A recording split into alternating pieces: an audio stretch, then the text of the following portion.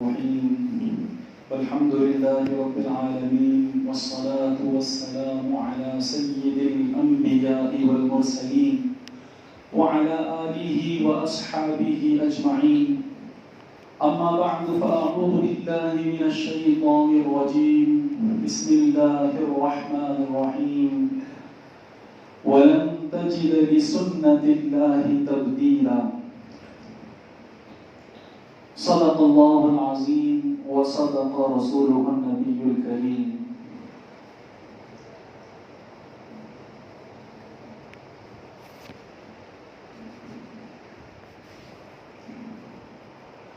اس دنیا کے اندر اللہ تبارک و تعالیٰ کے دو قانون چلتے ہیں.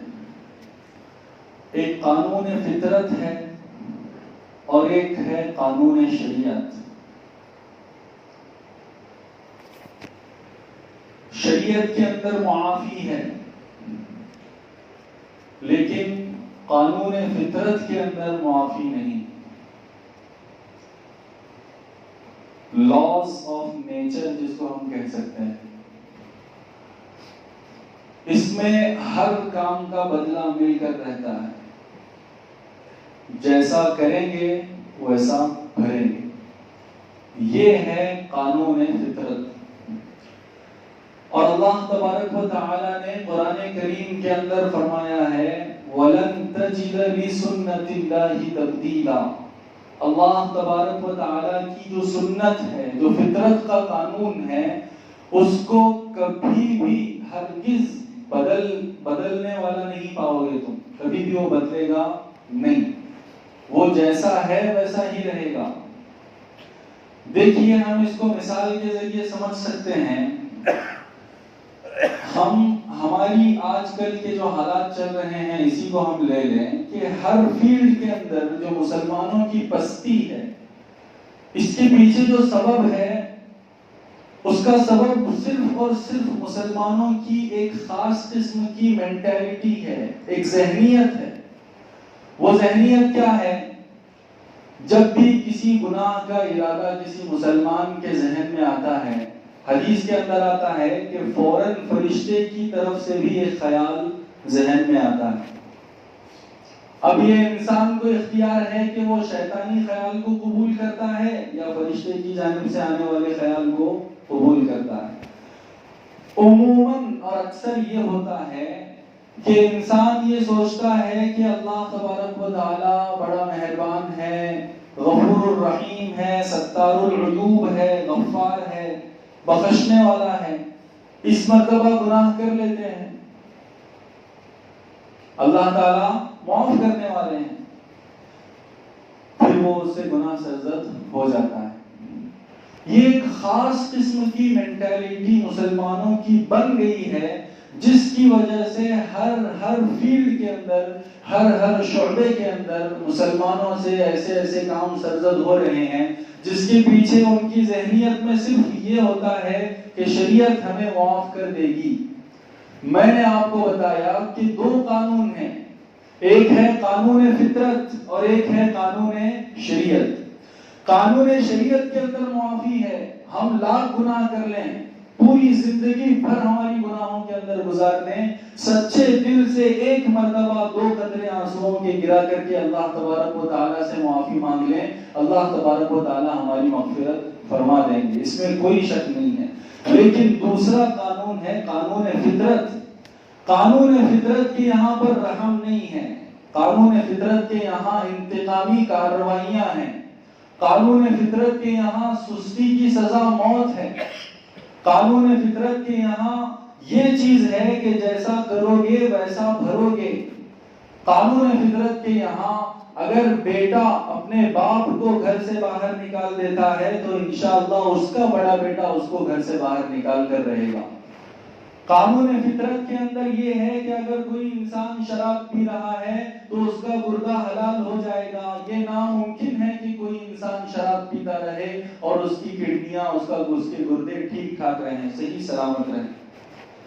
قانون فطرت کے اندر یہ ہے کہ اگر انسان گناہوں کے اندر، غلط کاموں کے اندر مبتلا ہے، فحش بینی کے اندر مبتلا ہے، بیڑی سگریٹ کی لت کے اندر اگر مبتلا ہے، تو یہ ناممکن ہے کہ اس کی صحت اچھی رہے۔ ان کاموں کا اثر اس کی صحت پر پڑ کر رہے گا۔ یہ فطری قانون ہے، شریعت کے اندر رحم ہے۔ انسان جو ہے 2 قطرے بہا کر کے اللہ تبارک و تعالیٰ سے معافی مانگ لے، اللہ تعالیٰ اس کے گناہوں کو تو معاف فرما دیں گے، لیکن جو اس دنیا کے اندر ہم جی رہے ہیں نا، یہ دنیا کا جو قانون ہے جس کو ہم قانون فطرت کہتے ہیں، اس کے یہاں پر رحم کا معاملہ ہے ہی نہیں۔ جیسا کریں گے ویسا بھریں گے، اچھا کریں گے، محنت کریں گے، خوب دل لگا کر کے کسی بھی فیلڈ کے اندر، کسی بھی شعبے کے اندر اگر ہم جہد مسلسل کے ساتھ لگے رہیں گے، محنت کرتے رہیں گے، تو اس کا پھل ہمیں اس دنیا میں مل کر رہے گا، خواہ پوری دنیا ہمارے مخالف کیوں نہ ہو جائے۔ اور اگر ہم سستی کریں گے، غفلت کریں گے، کسی بھی فیلڈ کے اندر ہو، ہماری اس سستی کی سزا ہمیں مل کر رہے گی۔ اور آج جو ہمیں یہ سزائیں مل رہی ہیں، یہ ہماری سستی اور غفلت ہی کا نتیجہ ہے۔ ہر فیلڈ کے اندر ہم نے ایسی سستی، ایسی کاہلی اور ایسی غفلت برتی ہے کہ جس کا نتیجہ آج ہم اپنی آنکھوں سے دیکھ رہے ہیں۔ مارکیٹیں ان لوگوں کے ہاتھ میں نہیں ہوا کرتی ہیں جو 11 بجے اٹھ کر کے دکان کھول کر دکان میں اونگتے ہوئے بیٹھتے ہیں۔ قانون فطرت کو ہمیں سمجھنے کی ضرورت ہے۔ ہم صرف شریعت کے حساب سے، ہماری ذہنیت کے حساب سے، ہماری مینٹیلٹی کے حساب سے یہ سوچتے ہیں کہ اس مرتبہ سستی ہو جائے تو کیا، اللہ تبارک و تعالیٰ تو معاف کرنے والے ہیں۔ تو شریعت کی طرف تو ہمارا ذہن ہوتا ہے، لیکن اس فطری قانون کی طرف ہمارا ذہن نہیں جاتا ہے۔ ہمیں یہ چیزیں اچھی طرح سے سمجھنے کی ضرورت ہے۔ قانون فطرت کے تعلق سے صراحتاً قرآن کریم کے اندر آیا ہے، وَلَن تَجِدَ لِسُنَّةِ اللَّهِ تَبْدِيلًا وَلَن تَجِدَ لِسُنَّةِ اللَّهِ تَحْوِيلًا لا تبدیل لسنت اللہ۔ الگ الگ موقعوں سے قرآن کریم کے اندر بار بار یہ بیان کیا گیا ہے کہ اللہ تبارک و تعالیٰ کی جو سنت ہے، سنت کا مطلب ایک سسٹم ہے، اس دنیا کا سسٹم، جس سسٹم کے اوپر اللہ تبارک و تعالیٰ اس دنیا کو چلا رہے ہیں، وہ سسٹم یہی ہے کہ انسان جو محنت کرے گا اس کا پھل اس کو مل کر رہے گا، اور جو انسان سستی برتے گا، کاہلی برتے گا، اس کا انجام بھی وہ اس دنیا میں اپنی آنکھوں سے دیکھ کر کے رہے گا۔ یہ ہے اللہ تبارک و تعالیٰ کی سنت، یہ ہے قانون کا فطرت، یہ ہے لاز آف نیچر جو کبھی نہیں بدلنے والا ہے۔ اچھا، ایک چیز یہ ہے، ہم لوگ یہ سوچتے ہیں کہ ہم مسلمان ہیں، ان کے ساتھ اسباب ہیں تو کیا ہوا، ان کے ساتھ حکومت ہے تو کیا ہوا، ہمارے پاس تو ہمارا اللہ ہے۔ یقیناً ہمارے ساتھ ہمارا اللہ ہے، لیکن اللہ تبارک و تعالیٰ نے جس سسٹم کے اوپر اس دنیا کو بنایا ہے، اور اس ساری دنیا کو جس سسٹم کے تحت چلا رہا ہے، اس سسٹم کے اندر یہ ہے کہ جو انسان محنت کرے گا اس محنت کا پھل وہ پا کر کے رہے گا۔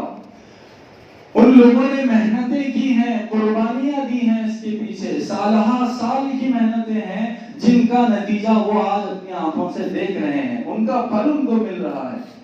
اللہ تبارک و تعالیٰ ایسے ناقدرے نہیں ہے کہ کوئی انسان جو ہے محنت کرے، کئی سالوں سے محنت کرتا آئے اور اس کو اللہ تبارک و تعالیٰ ناکام کر دیں۔ ایسے اللہ تبارک و تعالیٰ نا انصافی کرنے والے نہیں ہیں۔ اور ہم لوگ صرف اللہ ہمارا ہے، رسول ہمارے ہیں، ہم مسلمان ہیں، اور کوئی کام نہ کریں، سستی اور غفلت کے اندر پڑے رہیں، کسی فیلڈ کے اندر ہماری کوئی خاص محنت نہیں ہے، اور ہم یہ سمجھتے رہیں کہ بھئی اللہ تبارک و تعالیٰ ہم مسلمانوں کی مدد فرمائیں گے، تو یقین کیجئے کہ اللہ تبارک و تعالیٰ ایسی ناانصافی نہیں کریں گے، نہیں کریں گے۔